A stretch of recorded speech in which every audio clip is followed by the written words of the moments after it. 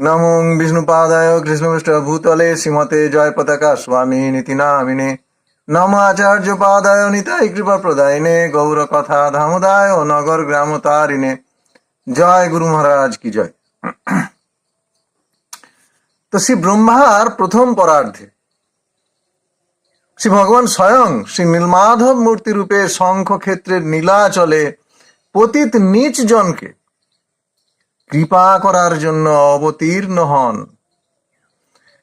তারপর দ্বিতীয় পরার্ধে মনুসন্ধি এক যুগ গত হলে যে সত্যযুগ আরম্ভ হয়, সেই সত্যযুগে মালব দেশের অবন্তী নগরে ইন্দ্রদ্যুম্ন নামে এক পরম বিষ্ণু ভক্ত রাজা রাজত্ব করতেন। তিনি ভগবানের সাক্ষাৎ দর্শন লাভ করার জন্য অত্যন্ত ব্যাকুল ছিলেন। আর ভগবান কখনোই ভক্তের কোনো ইচ্ছা অপূর্ণ রাখেন না। তাই ভগবান নিজে সেই রাজা ইন্দ্রদ্যুম্নের রাজসভায় একজন লোক পাঠালেন। সেই ব্যক্তি এসে মহারাজাকে নীলমাধবের সংবাদ দিলেন। তখন রাজা ইন্দ্রদ্যুম্ন চারিদিকে লোক লস্কর পাঠিয়ে দিলেন, আর রাজপুরোহিত বিদ্যাপতিকেও ভগবান শ্রী নীলমাধবের সন্ধান করতে পাঠালেন। শ্রী বিদ্যাপতি তখন বহু স্থান ঘুরতে ঘুরতে কোথাও আর নীলমাধবের সন্ধান পেলেন না।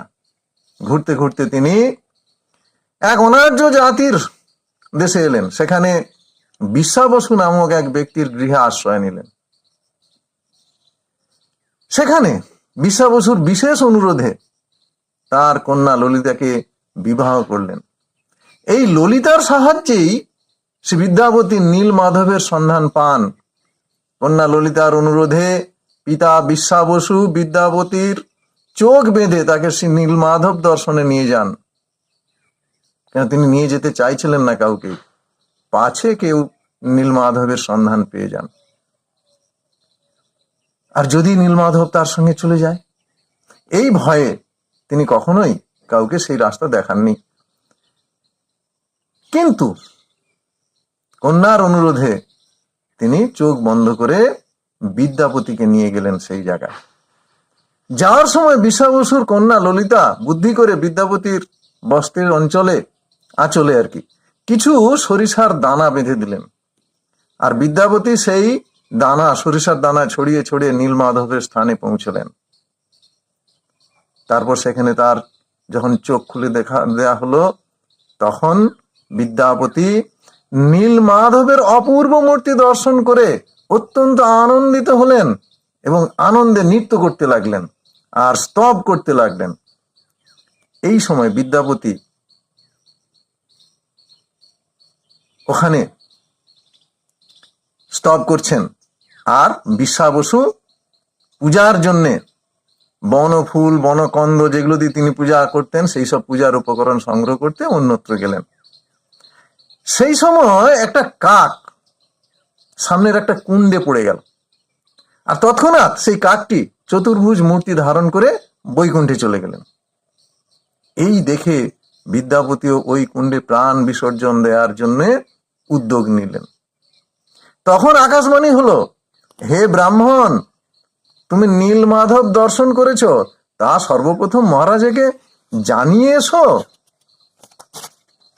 এদিকে বিশ্বাবসু পূজার উপাচার সংগ্রহ করে, সেই বনফুল বনকন্দ ইত্যাদি সংগ্রহ করে নীলমাধবের পূজায় বসলেন। তখন নীলমাধব স্বয়ং সবর বিশ্বাবসুকে বললেন, এতদিন আমি তোমার দেয়া বনফুল কন্দমূল গ্রহণ করেছি, এখন আমার ভক্ত শ্রী ইন্দ্রদ্যুম্ন মহারাজের রাজ সেবা গ্রহণ করার অভিলাষ হচ্ছে। আর তখন বিশ্বাবসু ক্রন্দন করছেন আর ভাবছেন, তাহলে আমি নীলমাধবের সেবা থেকে বঞ্চিত হব। এই ভেবে তিনি বিদ্যাপতিকে গৃহবন্দী করে ফেললেন, যাতে সে রাজসভায় পৌঁছাতে না পারে। কিন্তু কন্যা ললিতার বারংবার প্রার্থনায় তিনি বিদ্যাপতিকে মুক্ত করে দিলেন। বিদ্যাপতি তখন ইন্দ্রদ্যুম্ন মহারাজের নিকটে নীলমাধবের সমাচার দিলেন। আর রাজা তখন লোক লস্কর নিয়ে নীলমাধবকে আনতে যাত্রা শুরু করলেন। আর ওই যে সরিষা ছড়িয়ে এসেছিলেন, সেই সরিষা গাছ ধরে ধরে রাজা পৌঁছে গেলেন সেই নীলমাধবের স্থানে। কিন্তু রাজা নীলমাধবকে দর্শন করতে পেলেন না। তখন তিনি ভাবলেন, শবর বিশ্বাবসু নিশ্চয়ই নীলমাধবকে কোথাও লুকিয়ে রেখেছে। এই ভেবে রাজা বিশ্বাবসুকে কিন্তু বন্দি করলেন। তখন আবার আকাশবাণী হলো, শবর বিশ্বাবসুকে ছেড়ে দাও, রাজন তুমি বিশ্বাবসুকে ছেড়ে দাও, আর নীলাদ্রির উপর একটা মন্দির নির্মাণ করো, সেখানে দারু ব্রহ্মরূপে তুমি আমার দর্শন পাবে, আমার নীলমাধব রূপের দর্শন তুমি পাবে না। রাজা তখন ভগবানের নির্দেশ মতোই নীলাদ্রিতে পাথর দিয়ে একটি সুন্দর মন্দির নির্মাণ করলেন।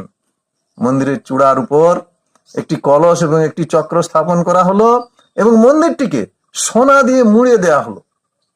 এইভাবে মন্দির নির্মাণ হয়ে যাওয়ার পর ইন্দ্রদ্যুম্ন মহারাজা ব্রহ্মাকে দিয়ে মন্দির প্রতিষ্ঠা করবেন, এইরকম মনস্থ করে ব্রহ্মলোকে চলে গেলেন। ব্রহ্মলোকে উপস্থিত হয়ে ব্রহ্মার জন্য তিনি সেখানে অপেক্ষা করছেন। এদিকে হয়েছে কি, ব্রহ্মলোকের সঙ্গে মর্তলোকের তো সময়ের অনেক ফারাক, তাই সেই সময়ের মধ্যে সুরদেব, গালমাধব প্রভৃতি কয়েকজন রাজা এখানে রাজত্ব করে ফেললেন। ইতিমধ্যে মন্দিরটিও সমুদ্রের বালিতে ঢাকা হয়ে গেল। গালমাধব সেই বালি সরিয়ে মন্দিরটি উদ্ধার করলেন। পরে ইন্দ্রদ্যুম্ন মহারাজ যখন ফিরে এলেন, এসে মন্দিরটা বললেন, দাবি করলেন যে এটা আমার মন্দির। গালমাধব বললেন, এই মন্দিরটি তার। তখন মন্দিরের নিকটে যে কল্পবট, সেই কল্পবটে এক কাক থাকতেন, যাকে ভূষণ্ডী কাক বলা হয়, যিনি ভূষণ্ডী কাক নামে পরিচিত। সেই কাক ওখানে বসে যুগ যুগ ধরে রাম নাম কীর্তন করতে করতে সব দেখেছিলেন। তিনি সাক্ষ্য দিলেন মন্দিরটি মহারাজ ইন্দ্রদ্যুম্ন তৈরি করেছেন, নির্মাণ করেছেন, তাই এই মন্দিরটি ইন্দ্রদ্যুম্ন মহারাজের। গালমাধব সত্যের অবমাননা করলেন। তাই এখনো সমাজে কেউ উল্টো পাল্টা কথা বললে আমরা কি বলি? তাকে আমরা গালমাধব বা গেলো মাধব বলে উপহাস করা হয় এখনো সমাজে। তারপর ইন্দ্রদ্যুম্ন মহারাজ শ্রী ব্রহ্মাকে এই পরম মুক্তিদায়ক শ্রীক্ষেত্র এবং শ্রী মন্দিরের প্রতিষ্ঠা অনুরোধ করলেন। তখন ব্রহ্মাজি বললেন, ভগবানের স্বপ্রকাশ এই ক্ষেত্র, এই মন্দির, আর স্বপ্রকাশ শ্রী বিগ্রহ, তাই একে প্রতিষ্ঠা করার ক্ষমতা আমার নেই। আমি এই মন্দিরের চূড়া একটি ধ্বজা স্থাপন করে দিচ্ছি মাত্র। যারা দূর থেকে এই ধ্বজা দর্শন করে দণ্ডবত প্রণাম করবে, তারাও অনায়াসে মুক্তি লাভ করবে। তাহলে দেখা যাচ্ছে পুরীর শ্রী মন্দির সত্যযুগের তৈরি এবং প্রতিষ্ঠিত। এখন মন্দির তো হলো, শ্রীমন্দির হলো, শ্রীমন্দিরের প্রতিষ্ঠাও হলো, কিন্তু মহারাজ খুবই বিষণ্ণ। কেন না, তিনি এখনো নীলমাধবের দর্শন তো পাননি, আবার দারু ব্রহ্মের দর্শনও এখনো পর্যন্ত পাননি। মনের দুঃখে তিনি অনশন ব্রত করে প্রাণ ত্যাগ করার সংকল্প করলেন আর কুশ শয্যায় শয়ন করলেন। তখন জগন্নাথ দেব স্বপ্নে রাজাকে দেখা দিয়ে বললেন, হে রাজন, তুমি চিন্তা করো না, সমুদ্রের ধারে বাঙ্কিমোহন নামক স্থানে দারু ব্রহ্মরূপে ভাসতে ভাসতে আমি উপস্থিত হব। মহারাজ তখন স্বপ্নাদেশ মতো লোকজন, সৈন্য সামন্ত, হস্তি সব নিয়ে সেখানে উপস্থিত হলেন। উপস্থিত হয়ে দেখলেন শঙ্খ চক্র গদা পদ্ম অঙ্কিত এক দারু ব্রহ্ম জলে ভাসতে ভাসতে এসছে। কিন্তু দর্শন তো হলো, দারু ব্রহ্মের দর্শন হলো, কিন্তু সেই দারু ব্রহ্মকে ওঠানো তো দূরের কথা, নড়ানো পর্যন্ত গেল না। তখন আবার স্বপ্নাদেশ হলো, আমার পূর্ব সেবক সেই বিশ্বাবসুকে এখানে নিয়ে এসো, আর একটা সুন্দর রথ তৈরি করে আনো। রাজা সেই আদেশ মতো কার্য করলেন এবং বিশ্বাবসুকে নিয়ে আসা হলো, সুন্দর রথ নির্মাণ করে আনা হলো। বিশ্বাবসু দারু ব্রহ্মের এক পাশে আর ব্রাহ্মণ বিদ্যাপতি অপর পাশে ধরলেন। চারিদিকে হরিনাম চলতে থাকলো। মহারাজা ইন্দ্রদ্যুম্ন দারু ব্রহ্মের চরণ ধারণ পূর্বক রথে ওঠার বারংবার প্রার্থনা করতে লাগলেন। তখন দারু ব্রহ্ম রথে উঠলেন। তারপর দারু ব্রহ্মকে নির্দিষ্ট স্থানে নিয়ে যাওয়া হলো। এবার দারু ব্রহ্ম তো এলেন, শ্রীমূর্তি প্রকট হয়নি এখনো। মন্দির হলো, মন্দির প্রতিষ্ঠা হলো, দারু ব্রহ্ম এলেন, কিন্তু শ্রী বিগ্রহ প্রকট এখনো হয়নি। রাজা তখন সমস্ত জায়গায় শ্রী বিগ্রহ প্রকট করার জন্যে দক্ষ শ্রমিকদের আহ্বান করলেন, কিন্তু সেই দারু ব্রহ্ম স্পর্শ পর্যন্ত কেউ করতে পারলেন না। অবশেষে স্বয়ং ভগবান অনন্ত মহারাজা নামে ছদ্মবেশ ধরে এলেন, এসে বললেন যে 21 দিনের মধ্যে দ্বার রুদ্ধ করে তিনি শ্রী বিগ্রহ প্রকট করবেন। রাজাকে এই প্রতিশ্রুতি দিলেন, সঙ্গে একটা শর্তও দিলেন। বললেন যে 21 দিনের আগে কিন্তু কেউ দরজা খুলতে পারবেন না। রাজা সম্মত হলেন, কিন্তু 2 সপ্তাহ যাওয়ার পর কারিগরের যন্ত্রপাতির আর কোনো শব্দ না পেয়ে রানীর পরামর্শে রাজা সহস্তে শ্রীমন্দিরের দরজা খুলে ফেললেন। কিন্তু কি আশ্চর্য, সেখানে কোনো শিল্পীকেই দেখা গেল না। কেবল দেখা গেল শ্রীবিগ্রহ 3টি তৈরি হয়েছে বটে, তবে তাদের শ্রীহস্তের অঙ্গুলি সমূহ এবং শ্রীপাদ পদ্ম প্রকাশিত হয় নাই। তখন রাজা নিজেকে খুবই অপরাধী মনে করলেন, খুবই অপরাধী ভাবলেন যে আমি যদি খুলে ফেলেছি তাহলে দোষ আমার। তখন তিনি নিজ প্রাণ বিসর্জন দেওয়ার সংকল্প করলেন। সেই রাতেই স্বয়ং জগন্নাথ দেব রাজাকে দর্শন দিয়ে বললেন, হে রাজন, আমি এই রূপে দারু ব্রহ্ম রূপেই শ্রী পুরুষোত্তম ক্ষেত্রে শ্রী নীলাচলে নিত্য অধিষ্ঠিত আছি। আমি প্রকৃত হস্তপদ রহিত হয়েও আমার অপ্রাকৃত হস্তপদাদির দ্বারা ভক্তদের দেওয়া সেবা গ্রহণ করব, তুমি চিন্তা করো না।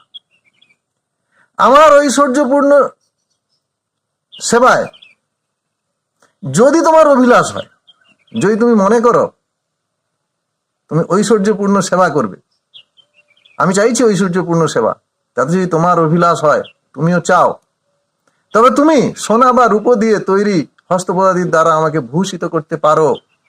কিন্তু জানিও আমার শ্রীঅঙ্গ যাবতীয় ভূষণের ভূষণ স্বরূপ। রাজা এই স্বপ্নাদেশ পেয়ে অত্যন্ত আনন্দিত হলেন এবং প্রার্থনা করলেন যে আমাকে একটা বর দান করতে হবে। যে বৃদ্ধ কারিগর এই শ্রীমূর্তি প্রকট করেছেন, তার বংশধরগণ যেন যুগ যুগ ধরে জীবিত থেকে 3টি রথ নির্মাণ করেন। ভগবান জগন্নাথ দেব ঈষৎ হাস্য করে সম্মতি দিলেন। ভগবান জগন্নাথ দেব আরো বললেন, যে বিশ্বাবসু আমার নীলমাধব রূপের সেবা করত, তার বংশধরগণ যুগে যুগে আমার দ্বৈতপতি সেবক নামে পরিচিত হয়ে আমার সেবা করবে।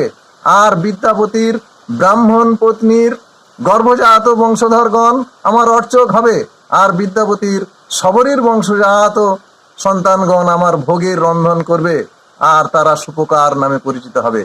তখন ইন্দ্রদ্যুম্ন মহারাজ শ্রী ভগবান জগন্নাথ দেবকে বললেন যে আমাকে একটি বর দান করতে হবে।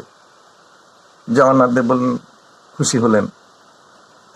তিনি কি বর চাইলেন না, প্রত্যহ 1 প্রহর অর্থাৎ 3 ঘন্টা মাত্র আপনার দ্বার বন্ধ থাকবে, আর বাকি সময় জগৎবাসীর দর্শনের জন্য আপনার দরজা উন্মুক্ত থাকবে। সেই সময় আপনার ভোজন চলবে, আপনার শ্রীহস্ত কখনোই শুকনো হবে না। শ্রী জগন্নাথ দেব তাতেও সম্মতি দিলেন তথাস্তু বলে। তারপর ভগবান শ্রী জগন্নাথ দেব রাজাকে বললেন যে এবার তোমার নিজের জন্য কিছু বর প্রার্থনা করো। রাজা তখন করজোড়ে মিনতি করে এই প্রার্থনা করলেন, যাতে আপনার শ্রী মন্দির কেউ নিজ সম্পত্তি বলে দাবি করতে না পারে, তার জন্য আমি নির্বংশ হতে চাই, আমাকে এই বর দিন। ভগবান শ্রী জগন্নাথ দেব তথাস্তু বলে রাজাকে সেই বরও দান করলেন। শ্রীক্ষেত্র পুরীধামে এই সমস্ত নিয়মগুলি আজও চলছে। তাহলে দেখা যাচ্ছে শ্রীক্ষেত্র পুরীধামের শ্রীমন্দির নির্মাণ করেছেন ইন্দ্রদ্যুম্ন মহারাজ, সেই মন্দির প্রতিষ্ঠা করেছেন শ্রী ব্রহ্মাজি স্বয়ং, সেই মন্দিরের শ্রী বিগ্রহ প্রকট করেছেন অনন্ত মহারাজ আর ছদ্মবেশে স্বয়ং ভগবান জগন্নাথ দেব নিজেই। তাই এই শ্রী বিগ্রহকে স্বপ্রকাশ বিগ্রহ বলা হয়। আর এই ঘটনাগুলি ঘটেছে সেই সত্য যুগে। জয় জগন্নাথ।